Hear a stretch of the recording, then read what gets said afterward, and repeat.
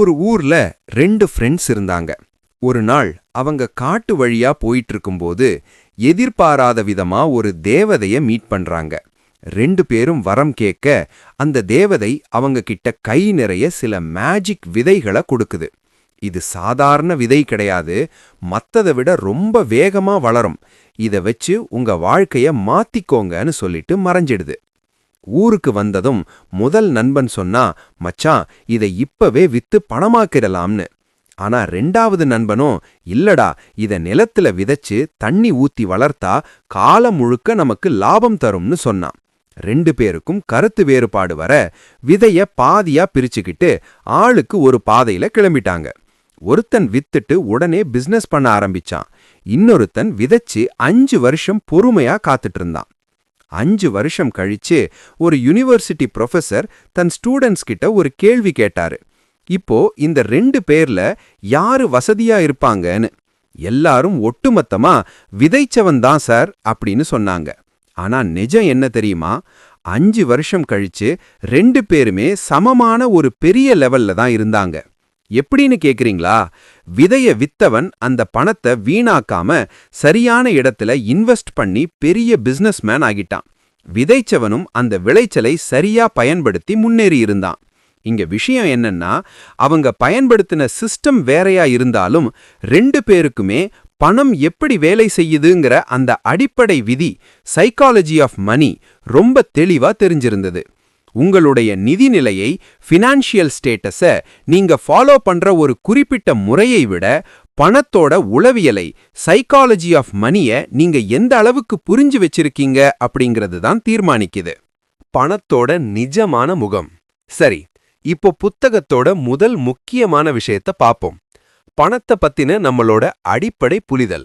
பண விஷயத்துல மத்தவங்க எடுக்கிற சில முடிவுகளை பார்க்கும்போது நமக்கே இவ என்ன லூசா அப்படின்னு தோணலாம். ஆனா உண்மைய சொன்னா யாரும் இங்க பைத்தியம் கிடையாது. No one is crazy. ஏன்னா ஒவ்வொருத்தரும் அவங்க வாழ்க்கையில பார்த்த கஷ்டம், அவங்க ஃபேமிலி பணத்தை எப்படி கையாண்டுச்சு அப்படிங்கிற அந்த அனுபவத்தை வச்சுதான் முடிவெடுக்கிறாங்க. இப்போ ஒருத்தரோட குடும்பம் பிசினஸ் பண்ணி மொத்தமா நஷ்டப்பட்டிருந்தா அவர் புதுசா இன்வெஸ்ட் பண்ண பயப்படுவாரு. இது அவரோட பயம் கிடையாது, அவர் அனுபவம் கத்து கொடுத்த பாடம். அடுத்ததா அதிர்ஷ்டமும் ஆபத்தும்.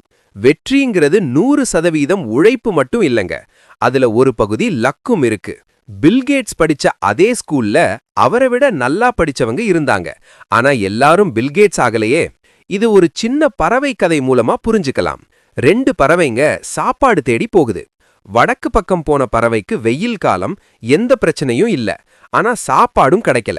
தெற்கு பக்கம் போன பறவை பெரிய புயல்ல சிக்கி கஷ்டப்பட்டு போகுது, ஆனா அங்க சாப்பாடு கிடைச்சது. இங்க ரெண்டுமே சோம்பேறி கிடையாது, ஆனா கிடைத்த சூழலும் அதிர்ஷ்டமும் வேற வேற. இதனாலதான் ஆத்தர் சொல்றாரு, எதுவுமே நீங்க நினைக்கிற அளவுக்கு அவ்வளவு நல்லதாவும் இல்ல, அவ்வளவு மோசமாவும் இல்ல. பேராசையும் அந்த மேஜிக் விஷயமும். வாழ்க்கையில எது போதும், டிஃபைன் இனஃப் அப்படின்னு ஒரு கோடு போடலன்னா நிம்மதியே இருக்காதுங்க. ஒரு பெரிய பணக்காரர் ராத்திரி நேரத்துல கார் பஞ்சர் ஆகி ரோட்ல நிக்கிறாரு. அப்போ ஒரு திருடன் வந்து அவர்கிட்ட இருந்த சின்ன பர்ஸ கேக்குறான். கோடிக்கணக்கான சொத்து அவர்கிட்ட இருந்தாலும் அந்த சின்ன பர்ஸ கொடுக்க மனசில்லாம அவர் பண்ணின சண்டை கடைசியில அவர் உயிரையே பறிச்சிருச்சு. உங்களுக்கு எது போதும்னு தெரியலன்னா உங்ககிட்ட ஏற்கனவே இருக்கிற தேவைகளை உங்களுக்கு தேவையில்லாத ஆசைகளுக்காக நீங்க இழக்க வேண்டி இருக்கும். இத கொஞ்சம் யோசிச்சு பாருங்க. கடைசியா ஒரு மேஜிக் பத்தி சொல்ல போறேன். அதுதான் கூட்டு வட்டி, காம்பவுண்டிங். பணம் பெருகணும்னா அதுக்கு ஒரு தேவதை தேவை. அந்த தேவதை பேரு தான் நேரம், டைம். சீன மூங்கில் கதையை ஞாபகம் வச்சுக்கோங்க. 5 வருஷமா நிலத்துக்கடியில எந்த வளர்ச்சியும் தெரியாது. ஆனா 5 வருஷம் முடிஞ்ச அந்த 6 வாரத்துல 90 அடி வளரும். உங்க முதலீடும் அப்படித்தான். ஆரம்பத்துல ஒண்ணுமே தெரியாத மாதிரி இருக்கும், ஆனா போக போக அது பிரம்மாண்டமா மாறும். சம்பாதிச்சா மட்டும் போதாது. பணத்தை சம்பாதிக்க தெரிஞ்ச எத்தனையோ பேருக்கு அதை தக்க வைக்க தெரியறதில்ல. அதான் நிஜம். சம்பாதிக்கிறது வர்சஸ் தக்க வைக்கிறது. லாட்டரியில கோடி கோடியா ஜெயிச்சவங்க கூட 3 வருஷத்துல பழையபடி ஏழையாகிறத நம்ம பார்க்கறோம்.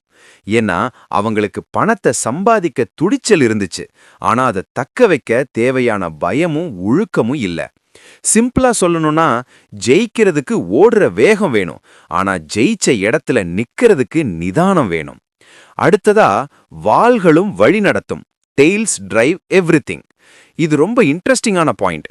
நீங்க பண்ற எல்லா இன்வெஸ்ட்மெண்ட்டும் சக்சஸ் ஆகணும்னு அவசியம் இல்லைங்க. அந்த தங்க முட்டையிடுற கோழி கதை மாதிரி தான். ஒரு பண்ணையில இருக்கிற எல்லா கோழியும் சாதாரண முட்டை போடும்போது யாருமே மதிக்காத ஒரு நோஞ்சான் கோழி தான் திடீர்னு ஒரு நாள் தங்க முட்டை போடும். இன்னைக்கு நாம பார்க்குற ஆப்பிள், அமேசான், கூகுள் எல்லாம் ஆரம்பத்துல அப்படி யாருமே மதிக்காத கோழிகளா தான் இருந்துச்சு.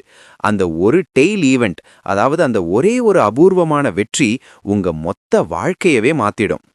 உண்மையான சுதந்திரம் எது? பணம் நமக்கு கொடுக்கக்கூடிய மிகப்பெரிய கிஃப்ட் என்ன தெரியுமா? அதுதான் ஃப்ரீடம்.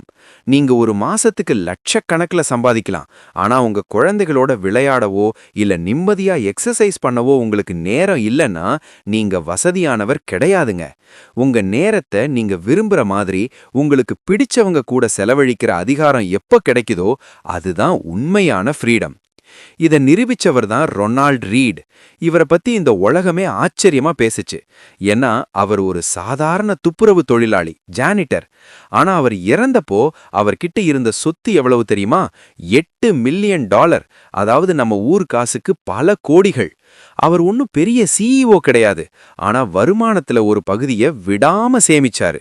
அத நல்ல பங்குகள்ல இன்வெஸ்ட் பண்ணிட்டு அமைதியா இருந்தாரு. இதுல இருந்து என்ன தெரியுது? அதிக வருமானம் இருந்தாதான் பணக்காரராக முடியும்னு அவசியம் இல்ல. சேமிக்கிற பழக்கம் இருந்தாலே நீங்க செல்வந்தராகிடலாம். கடைசியா ஒண்ணு, பண விஷயத்துல நீங்க கணக்குல புலியா ரேஷனலா இருக்கணும்னு அவசியம் இல்ல. ஆனா மனசளவுல நிதானமா ரீசனபிளா இருக்கணும். இப்போ ஹோம் லோனை சீக்கிரம் அடைச்சா லாபம் கம்மி தான் அப்படின்னு கணக்கு சொல்லும். ஆனா கடனே இல்ல அப்படின்னு நிம்மதியா தூங்குறீங்க பாருங்க, அதுதான் பெஸ்ட் முடிவு. சில நேரங்கள்ல லாஜிக்கை விட மன நிம்மதி தான் ரொம்ப முக்கியம். உலகம் வேகமா மாறிட்டு இருக்கு. 10 வருஷம் முன்னாடி இருந்த சூழல் இப்போ இல்ல. Upgrade yourself. அறிவுங்கிறது தேங்குன தண்ணியா இருக்கக்கூடாது. பணத்தை ஒரு தண்ணீர் உதாரணமா வச்சு பார்க்கலாம். தண்ணி தாகத்தை தீக்கிற அமிர்தமாவும் இருக்கும், இல்லனா உங்களை மூழ்கடிக்கிற வெள்ளமாவும் மாறும். அந்த வெள்ளம் உங்களை அழிக்காம இருக்கணும்னா ஒழுக்கம் அப்படின்ற அணைய நீங்க கட்டணும்.